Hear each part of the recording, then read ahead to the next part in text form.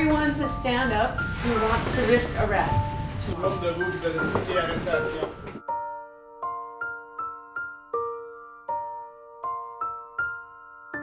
So what we're going to cover in the workshop is a brief sort of demonstration of the sit-in and how the arrest is likely going to take place, and then a walkthrough of the process of once you're arrested, if you're actually charged with an offense, what happens to you and where you go. That's Fort Chippewa. You can't really see, but that's a lake up there, and that's the heart of the community. Dr. Schindler's report is finding that there's contamination all the way into Lake Athabasca. The more we practice our culture and eat our traditional foods, we are putting ourselves at risk for contamination of all the high levels of toxic contamination found in the area.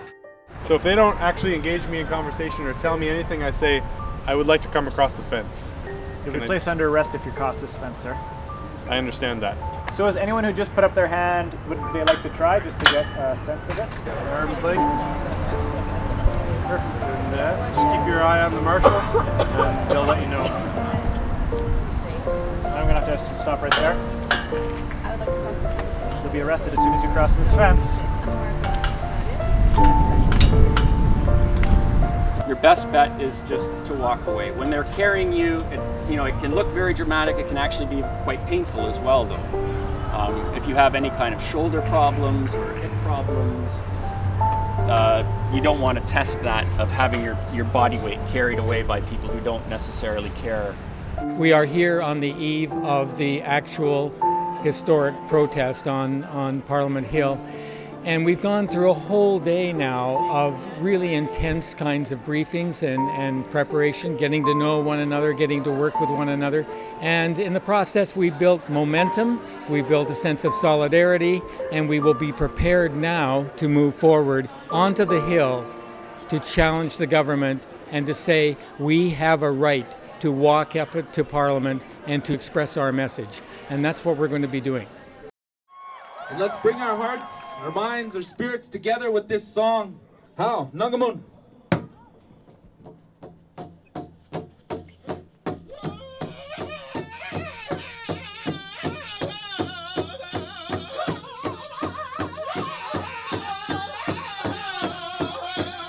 We're here this morning and we come in peace.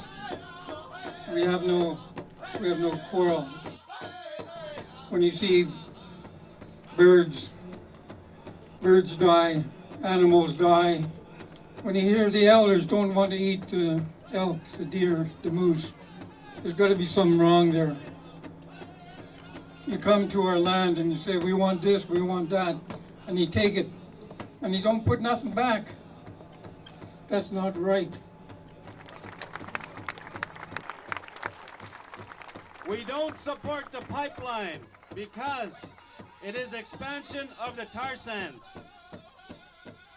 There is no plan in the tar sands. The only plan is to expand. George Patra just told us that his people are dying of cancer. We're only a few miles further downstream from him. We're beginning to feel it. Our people no longer want to drink the water. The existing pipeline has had 12 spills in the last 14 months. They don't know who will clean up the lands after there is a spill. Thank you, brothers and sisters, for being here. Finally, after 5 years of our union fighting this ludicrous proposal, we're here to tell you that the workers of the bitumen sands in Fort McMurray are diametrically opposed to building that pipeline. And what blooming idiot came up with the idea of ethical oil? Can you imagine? We're standing up to protect our water from the tar sand oil spills. We're standing up to protect our Cree and Dene brothers and sisters downstream of the tar sands who are being poisoned and who are dying. And with your support, we can stand up together and we will not sit down. That's why we're here, to stand up with all of you and to send these Ottawa politicians a message. We will put a wall that Enbridge pipelines cannot break through.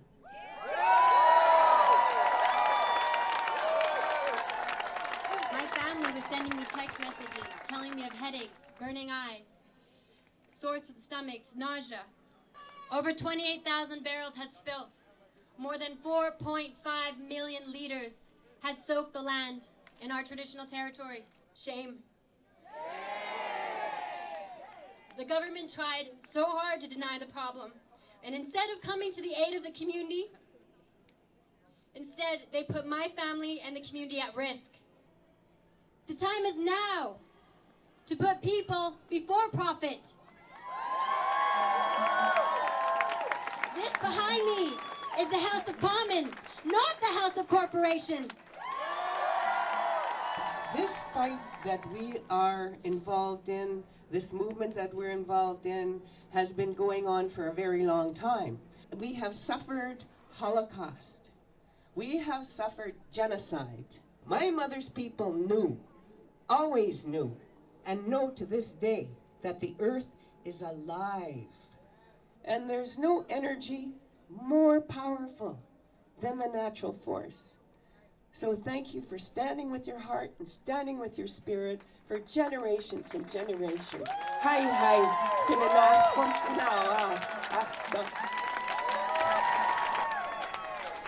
want to say that we are here today because we love our country, we love the earth, and we owe something to future generations. They have as much right to clean water and clean air as we do.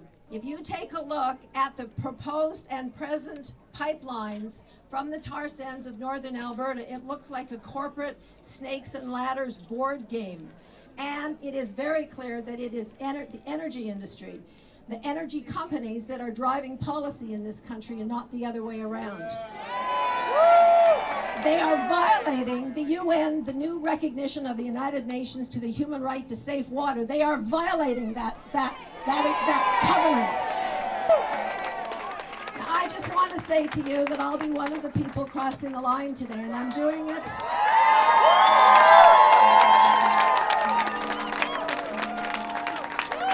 I'm doing it because I love my grandkids. And I want to say I'm not breaking the law. In my opinion, those crossing the line today are not breaking the law. The people breaking the law is the Harper government in that building behind us. Fight for! Fight for! Fight for! Fight for! Fight for! Yeah!